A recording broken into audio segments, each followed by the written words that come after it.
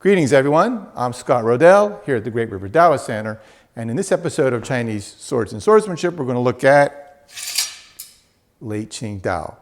Now I know some people are already saying that's not a Chinese sword, and they'd be both right and wrong. This is obviously a European style military saber, but this is also a late Qing New Army Dao. When the New Army was organized under Yuan Shikai as part of the Qing modernization efforts toward the end of the dynasty, they adopted these Western sabers in large numbers. So while it is not a traditional Chinese sword, it is certainly one wielded fairly widely by Chinese swordsmen during the late Qing dynasty, and it was even adopted by some schools of Chinese swordsmanship, in particularly that of Xing.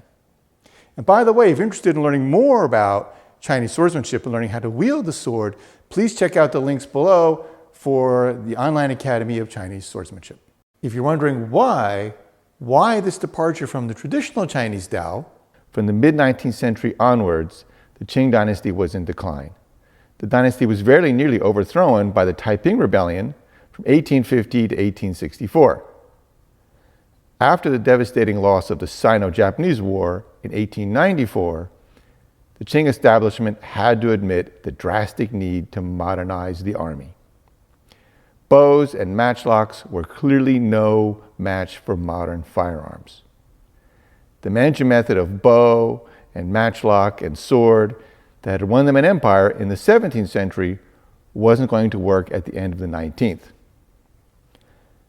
As other Asian countries had, the Qing employed European military advisors. In the case of the New Army, specifically Germans. With these advisors came modern rifles, cannon, machine guns, a change in military dress, and European-style military sabers.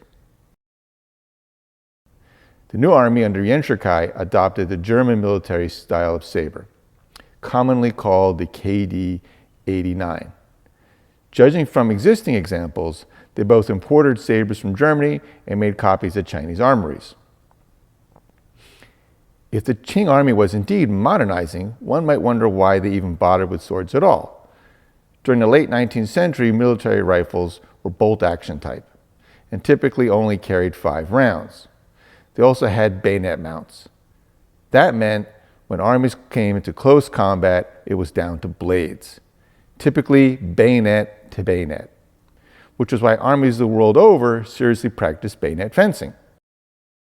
This is also why officers armed with pistols and sabers practiced fencing sword versus bayonet from the Qing dynasty through to the Chinese Republic. It is also why European armies of the period still employed cavalry units, as did the Qing New Army. Adopting European-style uniforms was a curious term for the conservative Manchu elite. But what I really find interesting is how they made use of these new European-style sabers. While these Chinese officers were issued and trained with German military sabers, it is not clear whether they adopted a European style of fencing wholesale, adapted their own Chinese methods to this new saber, or perhaps developed a hybrid system. I expect it was all three, varying according to the officer's experience. As I mentioned earlier, we do know that several styles did adopt this saber, this European-style saber, into their style. In the future video, we will host guest teacher Di Andrews of the Baltimore Academy of Defense for a presentation of the Xing adaptations of this military saber as recorded in Huang Bonian's manual. For now, let's take a look at these Qing New Army Chinese sabers. Here we have a selection of Qing New Army sabers. 4 of them are the German variety or style, and 1 is the French. This first example is probably a German-made one. It has the pipe back kind of saber, so it's a fairly thin blade, and that rounded pipe-shaped back gives it a little more rigidity, so it'll cut. And this is a European style of blade, not Chinese at all. It also has this quill point. It's also fairly light. It's only 640 grams or 1 pound and 7 ounces. So it's fairly light. For a Chinese gen, that would be really light. It's 31 inches long. That's 79 centimeters. And it's, coming from a Chinese swordsman's perspective, somebody trained in Jianfa and Daofa, it doesn't really feel like a Chinese blade does, doesn't balance that way. It's not too far off from a Jian. If somebody was trained in Jianfa, back in the late Qing, they could definitely use a blade like this without difficulty. I think you could adapt to this quickly, although it does feel quite light. This one is probably German made. Many of them appear to be locally made in Chinese arsenals, but this one looks like it's probably German, although the hilt construction is so-so. Maybe it was a lower quality one that was sent to China. It also has, as these all do, a sort of round cartouche here. This one says German underneath and has what looks to be a flag with the trigram of three solid lines. That's a trigram for heaven. And that was often used as a unit insignia. So that's probably one of the different units within the Qing army. Another one would have had other of the 8 trigrams. This is probably the only example here that is probably European made. But all of these that are the German style have this KD89 or German 1899 style of hilt. This is also the style of blade that the German-made swords had, this quill-tipped, pipe-back kind of blade.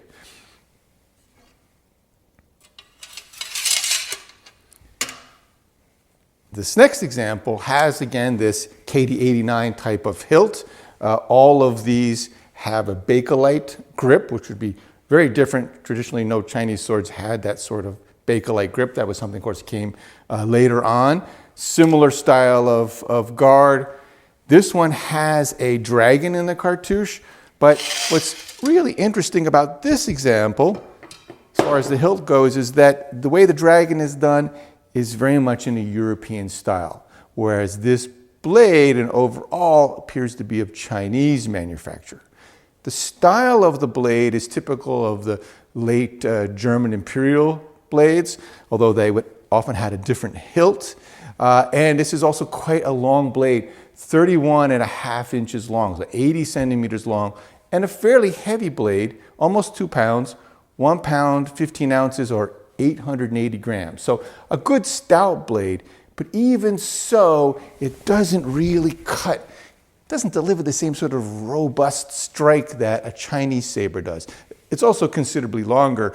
Chinese saber would typically be 28, 29 inches long. So this is quite a bit longer. And because of that 80 centimeters, it has to have a point of balance closer to the guard so that you can still control it. And that, of course, means that it really handles differently than a Chinese saber. But, yes, you can make it work. You can use the classical wrap into a P cut. You can deflect it, come up with this jia kind of movement.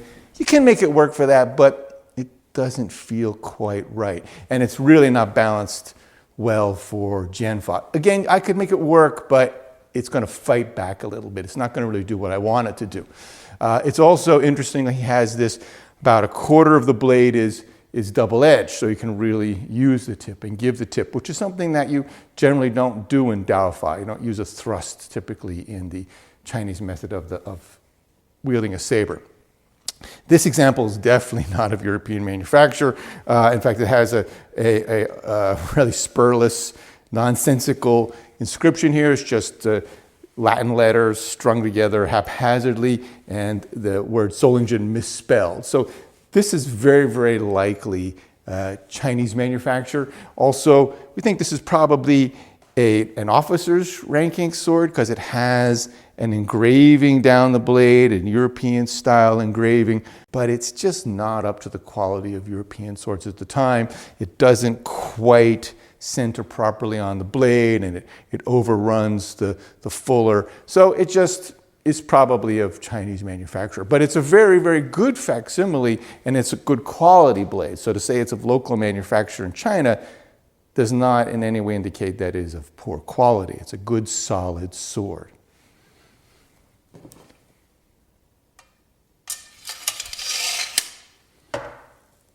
This next example is very similar to the last. We might say this is the trooper's variant. If you see, it's essentially the same sword. It has, again, that KD89 style of hilt. It has the similar dragon, essentially the same as the previous example. Again, I find that really curious that on a Chinese-made sword, they didn't make a more Chinese-style dragon, that they did them in the same way that the Germans were doing them on the ones that were manufactured in China. So I find that quite curious. This one is pretty near the same length, just a little bit shorter, 31 inches or 79 centimeters, a tad heavier, 2 pounds, 1 ounce, so 2 ounces heavier, or 930 grams. So pretty much in the same ballpark. Again, a good, solid, robust blade. You can give a good P-cut with it, if you will. Again, I can deflect and come in and use it like I would a Chinese sword, but it doesn't quite want to move in the same fashion. But you could make it work. This one, again, has the spurless, nonsensical inscription at the base, just letters thrown together in kind of random order. Again, Solingen is misspelled, so probably of Chinese manufacture. Overall, though, essentially the same blade as the one we just looked at, with the same sort of KD89 style of hilt and the Bakelite grip.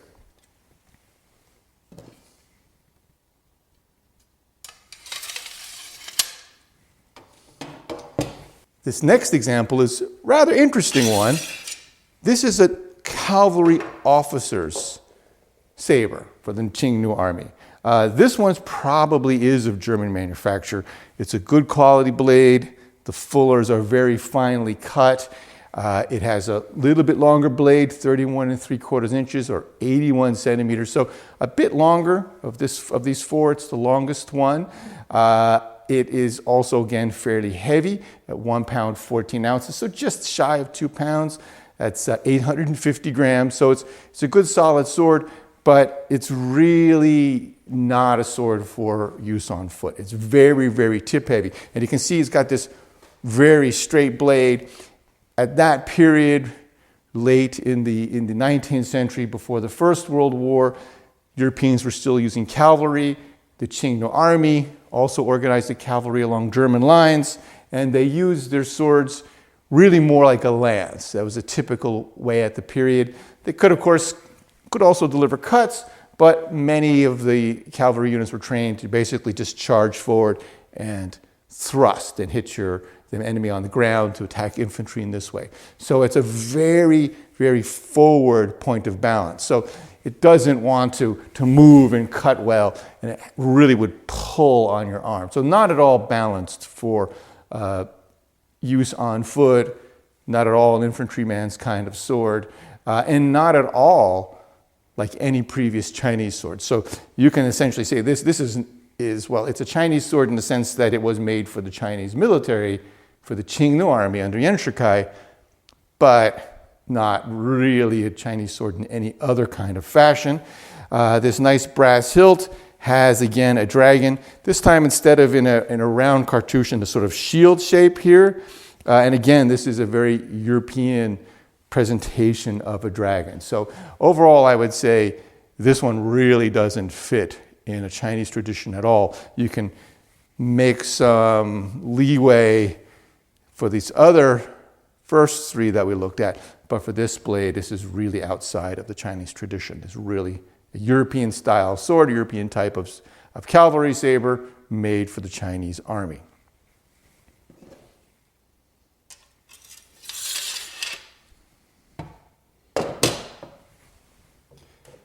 This last example is really quite different from the first three.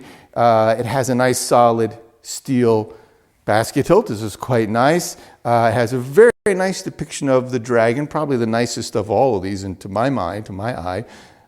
It is, however, again, a European style, little bit more Chinese influence, you could say, but still very much a European style, I would say, or European interpretation of a Chinese dragon.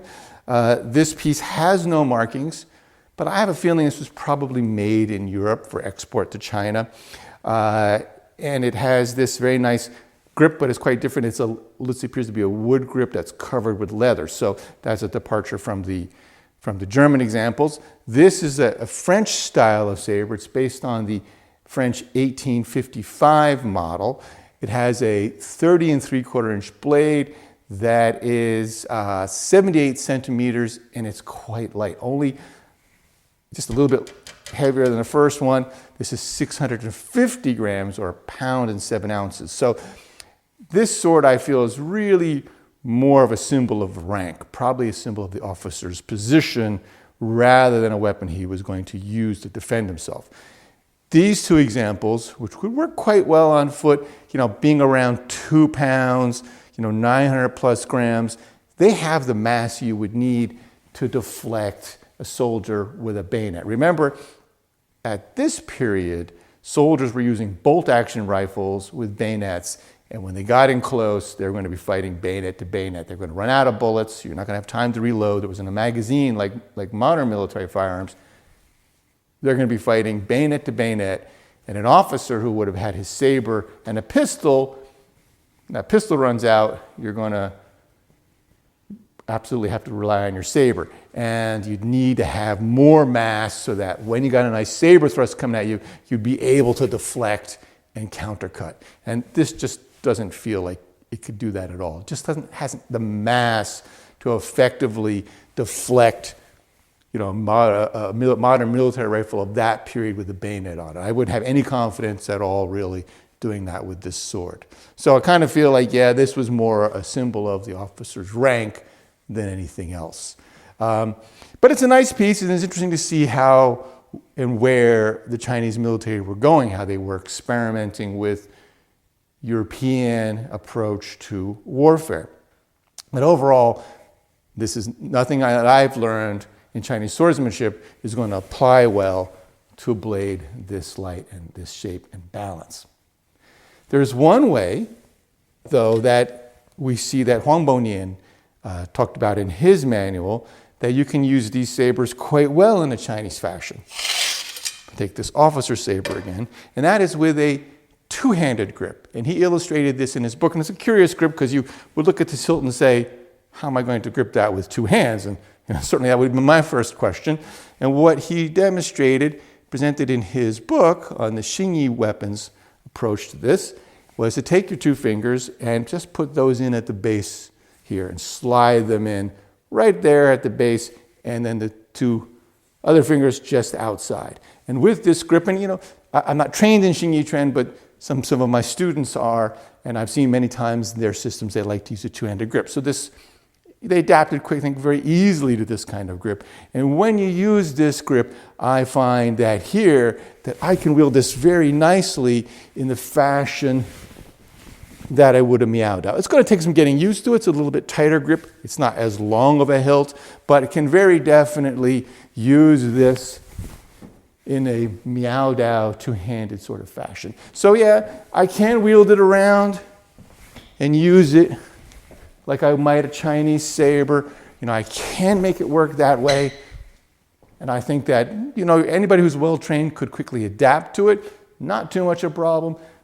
Doesn't cut with quite as much power as I'd like, not as quite as a robust cut as a Chinese sword, but easily adaptable.